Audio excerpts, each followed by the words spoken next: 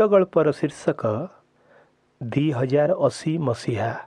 किटिकिटी अंधार कोठरी रे केवल गोटे टेबुल लैंपर सहारा नहीं मु समयर यात्रा पाई प्रयास करी चली।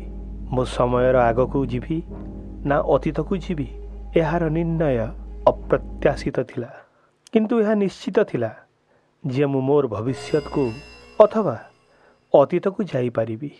आल्बर्ट आइंस्टाइन का रिलेटिविटी नियमानुसार समय यात्रा एक सरल नीति।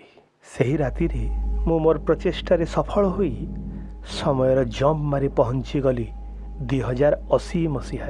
आज प्राय 55 वर्ष आगक ओ स्थान थिला चीन रो बेजिंग। जेहेतु मु समयर जंप करी ना मोर शरीर दुर्बल होइथिला ना मो बयस कौनसी वृद्धि होइथिला।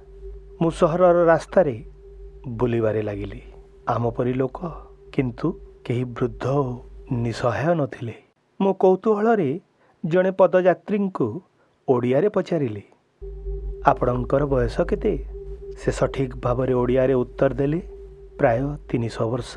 काले मु भूल शुणिली भाविकी आउ थरे तांको पचारिली, केते केते वर्ष?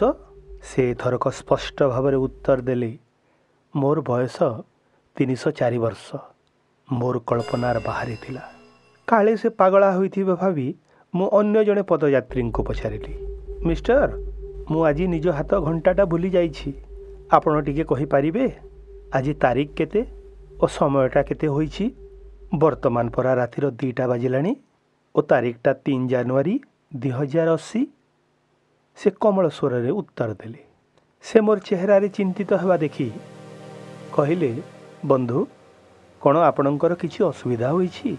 जना पड़ुथिला से ज्ञानी और हृदयशील व्यक्ति। मु तांकु मोर समय यात्रार संक्षिप्त विवरणी देली।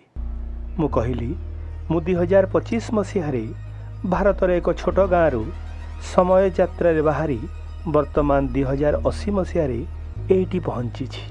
और सांगे सांगे मु तांकु मोर प्रथम प्रश्नटा पचारिली जे मु जड़े भद्र व्यक्ति को पचारिली तांकर बयस केते? से उत्तर देले, तांको बयस 304 वर्ष।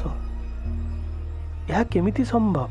से हसी हसी कहले, वर्तमान पृथ्वीर मानव समाज हाराहारी आयु 300 रु 400 वर्ष हो जाइछि। सेमाने जीवनर 300 रु 400 बयस पर्यंत हृष्टपृष्ट होई जीवन यापन करुछंती। आफ्रिका रे यह प्राय 300 वर्ष और अमेरिका चीन परि समृद्धशाली देश गुड़ाक 400 वर्ष। मु पुणी पचारिली, तांको अंग प्रत्यंग कौन क्षतिग्रस्त हेउनी? तांकर मस्तिष्क कौन एते समय सठिक रे चलीछि? सेमाने किछि पासरु नाहंती? एमिति अनेक गुड़ाए मो मनर प्रश्न उपजुथिला। से मते बुझेइबाकु लागिले, देख बंधु आमे एक सुपर टीका आविष्कार करिछु जहाँकि समस्त संक्रमित रोगरू आमको बंचाए। आपण शुणिथिबे 2020 मसीह पृथ्वी रे कोरोना नामक एक संक्रमण लक्ष लक्ष लोकंक जीवन नैथिला। सेपरि आउ कौनसी संक्रमण रोगर एबे भय नाही। एहिठी भी लोकंक चकृत क्षतिग्रस्त हुए, हृदय श्वासरुद्ध हुए, काହାର किडनी क्षतिग्रस्त हुए, मांसपेशीर अवनति हुए। किंतु आम पाखरे वर्तमान एक डीएनए ऑर्गन प्रिंटर जे कि व्यक्तिर डीएनए को नहीं जैविक प्रक्रिया रे मनुष्यर अंग को तैयारी करि पारुछि। जेहेतु डीएनएटा ता निजर, तेणु शरीर मध्य से कृत्रिम अंग को स्वीकार करिनिए और तार यकृत हृदय किडनी पुणी पूर्व परी नुआ और सतेज हो जाए।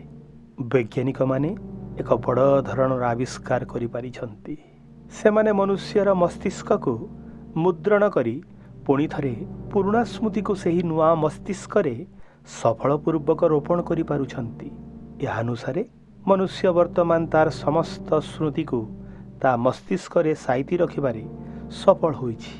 जड़े मनुष्यर तार 120 वर्ष बयस एही मस्तिष्क को परिवर्तन करने को पड़े। एसबू कथबार्ता हेउ हेउ सकाळर 6टा बाजी जाइथिला ओ मो मनरे एकर ଗମ୍ଭୀର ପ୍ରଶ୍ନ ଉଠୁଥିଲା। ମୁଁ ତ 2080 ମସିହାକୁ ଆସିଯାଇଛି, କିନ୍ତୁ ପୁଣି ସେହି 2025 ମସିହାକୁ ଫେରିବି କେମିତି?